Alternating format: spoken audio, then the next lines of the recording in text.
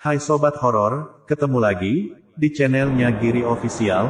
Kali ini saya akan menceritakan cerita horor yang berjudul Tumbal Telapak Tangan. Yuk langsung saja ke ceritanya. Pada siang itu, bangunan berlantai 3 dengan warna biru yang terlihat telah memudar.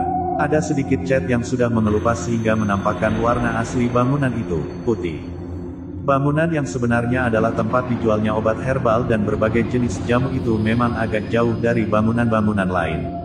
Seorang gadis remaja memandangi bangunan tersebut dengan raut wajah ragu. Toko obat dan jamu Lavendis. Tulisan nama toko itu cukup besar dan jelas sehingga dari jarak yang cukup jauh dapat dibaca oleh remaja berambut lurus panjang yang masih berdiri tanpa bergeming. Tiba-tiba Aliha melangkahkan kakinya menuju toko itu dan masuk dengan perlahan seperti ada kekuatan yang menariknya untuk memasuki toko itu dengan segera. Matanya menyapu seisi toko di lantai 1, mencari karyawan di sana untuk bertanya. Herannya tidak ada satu orang pun yang terlihat.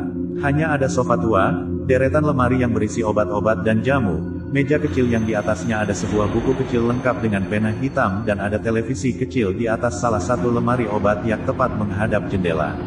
Suasana sangat sepi, hanya detak jarum jam yang terdengar. Gadis remaja bernama Aliha itu merasakan suatu keganjalan. Assalamualaikum, permisi, apakah ada orang? Saya Aliha, calon pegawai yang akan bekerja di toko ini, seru Aliha cukup keras berharap ada seseorang yang mendengar. Belum ada juga tanda-tanda keberadaan seseorang di sini. Aliha memutuskan untuk duduk sebentar sambil menunggu. Sofa berwarna coklat gelap yang sekarang diduduki Aliha sudah dimakan usia. Kulitnya banyak yang sudah terkelupas dan sofa itu tidak cukup empuk lagi bagi Aliha. Aliha masih tetap menunggu. Ia berpikir mungkin pemilik toko ini sedang tidur siang di lantai 2 atau lantai 3 karena di jam tangannya memang menunjukkan tepat pukul 2 siang. Aliha pun menguap, jadi mengantuk juga. Keluh Aliha sambil melemaskan tubuhnya mencari posisi yang enak untuk duduk di sofa tua ini. Kok, seperti tidak ada pembeli ya? Sepi sekali, katanya dalam hati. Aliha berdiri untuk melihat keadaan di luar toko. Dari kejauhan dilihatnya ada seorang gadis dengan selendang berwarna ungu. Aliha menduga usia gadis itu sekitar 21 seperti dirinya. Melihat ada orang lain selain dirinya di sini membuat Aliha cukup lega.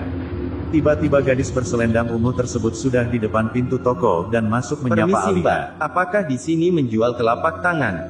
Tanya gadis itu serius dengan wajah dingin dan pucat. Maksudnya telapak tangan apa? Sarung tangan ya. Saya belum jadi pegawai di toko ini Mbak, jadi belum tahu ada atau tidak. Pemilik tokonya entah ada di mana, jawab Aliha yang tiba-tiba merasakan tubuhnya merinding dan keheranan dengan gadis yang sangat misterius di hadapannya kini. Bukan sarung tangan, tapi telapak tangan untuk tangan saya, kata gadis misterius itu sambil mengangkat tangan kanannya dan ditunjukkannya tepat di depan wajah Aliha yang langsung pucat pasi memandangi tangan tanpa telapak tangan dan jari-jari. Tangan itu berlumuran darah dan menetes jatuh ke lantai. Tiba-tiba wajah gadis misterius yang pucat dan dingin tadi telah berubah menjadi wajah seram berwarna hitam dengan bola mata meloncat keluar. Rambutnya sudah sangat berantakan dan pakaian putihnya berlumur darah. Tangan kirinya dengan jari-jari berkuku tajam berusaha meraih wajah Aliha dan berusaha mencakarnya. Aliha pun menjerit, sehingga jeritan Aliha memenuhi seisi toko. Dia begitu ketakutan. Tubuhnya gemetaran sehingga tidak dapat menggerakkan kaki untuk berlari. Dengan jelas Aliha melihat wajah gadis itu yang sekarang berubah menjadi hantu menakutkan yang begitu dipenuhi kedendaman. Seolah-olah hantu itu ingin membalaskan dendamnya pada Aliha. Aliha tidak dapat melakukan perlawanan apa-apa. Matanya hanya terpejam, membaca surat-surat pendek yang dia hafal dan memasrahkan semuanya pada Allah apa yang akan terjadi padanya. Keluarlah secepatnya, keluar. Jerit lirih hantu wanita itu terdengar oleh Aliha. Beberapa detik berlalu namun Aliha tidak merasakan wajahnya dicakar atau dilukai hantu itu. Perlahan Aliha membuka matanya. Hantu itu tidak ada, hilang. Aliha terduduk lemas di lantai. Merasakan kelegaan yang begitu besar. Aliha memikirkan suara hantu tadi yang menyuruhnya keluar. Apa hantu itu tidak menyukai keberadaannya di sini ya, pikir Aliha. Dari lantai atas terdengar ada langkah kaki seseorang menuruni tangga. Aliha terperanjat dan membayangkan jika itu adalah hantu tadi yang masih ingin membunuhnya. Langkah itu semakin jelas karena sudah berada di lantai 2. Keringat dingin dengan derasnya kembali membanjiri tubuh Aliha yang lemas. Rasanya ia ingin menangis. Tapi tak berapa kemudian Aliha lega karena itu benar-benar orang. "Siapa kamu? Kenapa menjerit-jerit sehingga membangunkan saya?" tanya bapak berkumis penuh selidik pada Aliha yang masih terduduk di lantai. Saya Aliha, Pak. Calon pegawai di toko ini. Bapak kemarin menghubungi saya kan kalau saya diterima bekerja di sini," jelas Aliha gugup. "Oh iya, kenapa kamu menjerit dengan sangat keras?" "Oh, tadi ada tikus yang menempel di sepatu saya, Pak," jawab Aliha berbohong. Dia belum mau menceritakan kejadian bertemu hantu barusan. Takut itu hanya halusinasinya saja walau ia yakin itu benar-benar terjadi. "Oh tikus ya, Pak Amir," dengan wajah yang terlihat sangar itu menanggapi pernyataan Aliha dengan nada seperti tahu sesuatu. Setelah kurang lebih 1 jam Pak Amir memberi penjelasan pada Aliha, dia langsung kembali ke lantai 3 untuk istirahat. Pak Amir menyuruh Aliha hari ini menginap saja.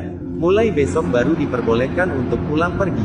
Pak Amir berpesan agar Aliha bisa menempati kamar di lantai 2 dan dilarang naik ke lantai 3. Sebenarnya Aliha keberatan untuk menginap, karena dia sangat tak nyaman dengan kondisi di toko ini. Tapi mau bagaimana lagi, Aliha tidak mau kehilangan kesempatan untuk bekerja. Setengah 6 sore sudah membuat langit cukup gelap. Aliha sedang duduk di dekat jendela kaca sambil memandangi langit di luar sana. Kamar ini cukup besar dan nyaman untuk Aliha. Tempat tidurnya empuk dan ada kamar mandi dengan keramik berwarna hijau, warna kesukaannya. Aliha belum memutuskan untuk tidur karena dirasanya tanggung, karena setengah jam lagi azan maghrib akan berkumandang. Sehabis salat maghrib nanti dia baru akan memejamkan mata dan tidur di atas kasur empuk dengan spray yang juga berwarna hijau. Sehabis menunaikan kewajibannya salat maghrib, Aliha ingin membaca Al-Quran. Tapi ternyata Al-Quran Aliha tidak ada di dalam tasnya. Mungkin tertinggal di rumah karena memang dia tadi pergi dengan terburu-buru. Aliha hanya berzikir dan berdoa meminta perlindungan pada Allah agar tidak terjadi apa-apa dengan dirinya di sini. Tepat pukul 12 malam, Aliha terbangun. Dia mendengar suara berisik di lantai 3. Suara yang seperti tertahan. "Tolong!" Samar-samar Aliha dapat mendengar suara jeritan menahan kesakitan itu. Dengan keheranan Aliha bangun dari tidurnya. Rasanya ia ingin ke lantai 3 untuk mengetahui ada apa sebenarnya. Belum habis kebingungan Aliha, ada suara hentakan keras seperti suara kayu yang mengenai sesuatu. Jeritan meminta tolong semakin jelas. Aliha tidak bisa hanya duduk dan mendengarkan. Dia ingin tahu apa yang terjadi di atas. Tak peduli larangan dari Pak Amir yang tidak memperbolehkan dirinya menuju ke lantai 3. Pasti tidak ada yang beres dengan sesuatu di lantai 3, gumam Aliha. Dengan langkah pelan Aliha menaiki tangga. Tubuhnya sedikit gemetar karena takut. Tapi niatnya untuk menolong orang yang berulang kali menjerit tadi membuat Aliha berani. Ternyata di lantai 3 hanya ada satu pintu yang tertutup rapat. Pasti itu pintu kamar Pak Amir. Aliha mendekatkan telinganya pada pintu. Benar, suara meminta tolong itu berasal dari dalam kamar tersebut. Refleks, tangan Aliha mengetuk pintu dengan keras. "Pak Amir, tolong bukakan pintu, ada apa di dalam?" "Saya mendengar suara orang meminta tolong," seru Aliha keras. Tiba-tiba suara itu berhenti. Sekarang hanyalah sunyi yang menguasai suasana. "Dasar tidak sopan. Saya sudah melarang kamu naik ke sini. Masih saja dilakukan," marah Pak Amir pada Aliha. Pak Amir berdiri di dekat pintu kamar yang hanya dibukakannya Pak, sedikit. "Saya hanya ingin tahu apakah suara jeritan meminta pertolongan tadi benar-benar ada," ujar Aliha memandangi Pak Amir dari atas sampai bawah. Dia tercekat karena tangan Pak Amir berlumuran darah.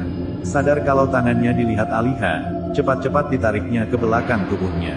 "Pak, saya ingin melihat isi kamar Bapak," kata Aliha yang kemudian mendorong pintu kamar dengan keras sekali sehingga terbuka seluruhnya. Pemandangan di dalam kamar Pak Amir membuat jantung Aliha seakan meloncat keluar. Seorang wanita muda telah mati terkapar di atas kasur yang berspray putih. Namun warna putihnya sudah berubah menjadi merah karena darah yang mengalir dari tangan kanan wanita itu yang tidak ada lagi telapak tangan dengan jarinya. Tepat di atas bantal, telapak tangan yang terpisah itu sudah dibungkus plastik bening, yang kotor oleh darah yang masih keluar sedikit demi sedikit. Seketika Pak Amir menarik tangan kanan Aliha dengan sangat kuat. Diambilnya pisau besar dan tajam yang masih berlumuran darah segar dari atas meja kemudian mengarahkannya ke tangan Aliha, berusaha memotong tangan Aliha dengan kesetanan. "Biadab kau, Rasakan apa yang telah terjadi pada wanita itu juga wanita-wanita lainnya. Jerit Pak Amir yang sekarang telah berubah menjadi pembunuh yang begitu keji. Aliha menendang tepat di bawah perut Pak Amir dan ia bisa terlepas dari cengkraman tangan manusia tak berhati tersebut. Cepat-cepat Aliha berlari menuruni tangga sampai ke lantai paling bawah. Pintu keluar dikunci. Aliha ketakutan, ia ingin segera keluar dari toko ini. Tapi semua pintu terkunci. Jendela kaca sudah dipecahkannya namun terali besi menghalanginya untuk bisa keluar. Ia menjerit-jerit meminta pertolongan, berharap ada orang lewat dan mendengar jeritannya. Tapi keadaan di luar sangat gelap dan sunyi. Aliha menangis membayangkan sebentar lagi Pak Amir akan memotong tangannya yang pasti akan mengenai urat nadinya dan pada akhirnya nasibnya akan sama seperti wanita yang tadi dilihatnya. Mati dengan tak Terdengar layak. langkah Pak Amir menuruni tangga sambil memanggil-manggil namanya, "Aliha, kamu tak akan bisa kabur dari sini. Tak ada yang bisa lolos dari saya. Telapak tanganmu yang halus dan cantik itu akan menjadi telapak tangan yang ke-10 untuk saya santap. Kemarikan tanganmu cantik, saya berjanji akan memotongnya dengan perlahan jika kamu tidak berontak." Dasar orang gila, mana ada orang yang rela memberikan tangannya pada iblis seperti kamu. Teriak Aliha marah. Kini Pak Amir berada di hadapannya dan siap-siap mengayunkan pisau tajam ke arah tangan Aliha. Aliha berhasil mengelak, hanya lengannya sedikit tergores dan mengeluarkan darah segar. Aliha berlari menghindar ke arah belakang sambil menahan darah yang keluar dari lengannya dengan sapu tangan. Dia terus berdoa dan berdoa. Hanya Allah yang dapat menolongnya. Ia yakin itu. Jika memang harus mati, itu berarti sudah menjadi takdirnya. Terdengar jeritan keras. Aliha menoleh ke belakang dan perlahan menuju ke depan. Pandangan menakutkan menghiasi penglihatannya. Sungguh tak dapat dipercaya namun ini nyata dilihat Aliha. Hantu wanita yang menakutinya siang tadi kini mencakar-cakar tubuh Pak Amir. Beberapa saat kemudian mulai bermunculan hantu-hantu wanita lainnya yang kesemuanya berpakaian putih penuh darah dan tangan kanan tanpa telapak dan jari. Salah satu dari mereka memotong dengan sadis kedua tangan Pak Amir. Pak Amir menghembuskan nafasnya yang terakhir seiring melemahnya jeritan kesakitannya. Hantu-hantu itu menghilang dan pintu tiba-tiba terbuka. Aliha keluar dari toko itu sambil menjerit dan berteriak. Entah sampai kemana ia akan lari, Aliha tak tahu. Di tengah jalan Aliha pingsan tak sadarkan diri. Perlahan mata Aliha terbuka. Dia berada di ruangan serba putih dan berbau obat-obatan. Seorang suster tersenyum padanya. Aliha membalas senyum itu dan meringis ketika dirasakannya sakit di lengan tangan kanannya yang sekarang telah diperban. "Tenang dulu ya Aliha, istirahat saja karena kamu baru sadar dari pingsan semalaman," kata suster dengan lembut pada Aliha. Papa dan Mama Aliha yang juga berada di sana langsung memeluk anak mereka dengan tangis haru. Mereka sangat bersyukur karena Aliha berhasil selamat dari pembunuhan sadis oleh Pak Amir yang dulunya adalah dokter di rumah sakit ini. Ketika Pak Amir bertemu dengan seseorang yang mengajarkannya ilmu hitam, Pak Amir berhenti menjadi dokter dan dia menghilang tanpa berita. Pak Amir membuka toko obat dan jamu yang tidak pernah mau melayani pembeli. Membangun toko itu hanyalah salah satu cara Pak Amir untuk mendapatkan tumbal tangan 10 orang wanita yang akan diambil sebatas pergelangan tangan saja guna membuatnya awet muda dan kaya tanpa usaha. Dia sengaja memasang iklan di koran tentang lowongan pekerjaan khusus wanita muda agar dengan mudah ia dapat menjebak para wanita itu. Ajaran sesat yang didapat Pak Amir dari seseorang yang sekarang entah ada di mana itu membuatnya kehilangan akal sehat dan berakhir tragis terhadap dirinya sendiri karena roh-roh 9 wanita yang berhasil dibunuhnya itu ternyata membalas dendam. Saat Aliha pingsan di tengah jalan, ia ditemukan serombongan polisi yang baru pulang dari dinas. Polisi-polisi curiga karena lengan Aliha terluka cukup dalam dan masih mengeluarkan darah. Para polisi itu pun mengikuti jejak darah yang tercecer di jalanan dan sampailah di toko obat dan jamu Lafeindis. Aliha mendengarkan penjelasan kedua orang tuanya yang masih memeluk erat dirinya. Pagi ini toko itu sudah diamankan polisi, sayang. Mayat wanita-wanita muda yang dibunuh itu akan segera dimakamkan, begitu juga dengan mayat Pak Amir, kata ibu berbisik di telinga Aliha. Aliha menghela nafas lega. Alhamdulillah, terima kasih ya Allah ya Tuhanku, ucapan syukur tak henti-hentinya keluar dari mulut Aliha. Kini dia semakin mengerti dan meyakini keagungan Tuhan Sang Maha Pencipta. Segala sesuatu yang mustahil sekalipun dapat terjadi jika Tuhan sampai telah di sini dulu menghendaki. sobat horor, Semoga kalian suka dan terhibur. Jangan lupa like, komen, dan subscribe-nya. Terima kasih. Sampurasun.